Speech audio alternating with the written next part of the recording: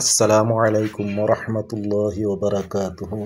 প্রিয় ভিউয়ার্স, আপনারা আজকের ভিডিওতে যে তাবিজটি দেখতেছেন, এই তাবিজটি হলো জিন, পরি, ভূত, দেও, দানবে যদি কোনো রোগীকে বা বুড়া খারাপ আত্মায় যদি ধরেছে, বহুত তান্ত্রিক মৌলবী হুজুরের কাছে যাওয়ার পরেও কোনো কাজ হয়নি, জিন ছুটছে না, কোনো পর্যায়ে খুব অত্যাচার করছে, রুগীকে খুব মারধর করছে, রুগী দিন বা দিন শুকিয়ে যাচ্ছে, রুগীর রং বদলে যাচ্ছে, কোনো পর্যায়ে ভালো করতে পারছেন না।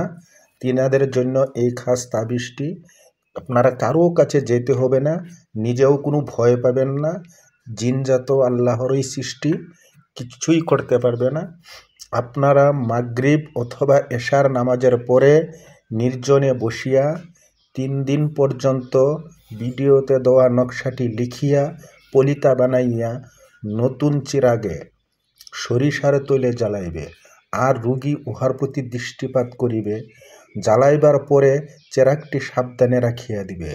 ইনশাআল্লাহ তাআলা যতই খাতারনাক জিন হোক না কেন, যতই খাতারনাক ভূত হোক, যতই খাতারনাক দেও দানব হোক, যতই খারাপের চেয়ে খারাপ আত্মা হোক, পলিয়া যাইতে বাধ্য হবেই হবে। আপনারা কোনো ধরনের চিন্তা করতে লাগবে না। কোনো মৌলবীর কাছে, কোনো পণ্ডিতের কাছে, কোনো হুজুরের কাছে, কোনো তান্ত্রিকের কাছে গিয়ে সময় ও টাকা নষ্ট করার কোনো প্রয়োজন নেই। শুধু আমি দেওয়া ভিডিওতে এই তাবিজটি আমি বলা মতো একবার ব্যবহার করে দেখুন। 100% পরীক্ষিত তাবিজ, কোনো টাকা পয়সা যাচ্ছে না, শুধু অল্প সময় ব্যয় করে আপনারা একবার ইস্তেমাল করুন, একবার ব্যবহার করুন, দেখুন তার কী রেজাল্ট আসে। হ্যাঁ, কিন্তু এখানে একটা কথা আছে, আমার এই তাবিজটা লিখতে গেলে আমার অনুমতি নেওয়া অবশ্যই দরকার।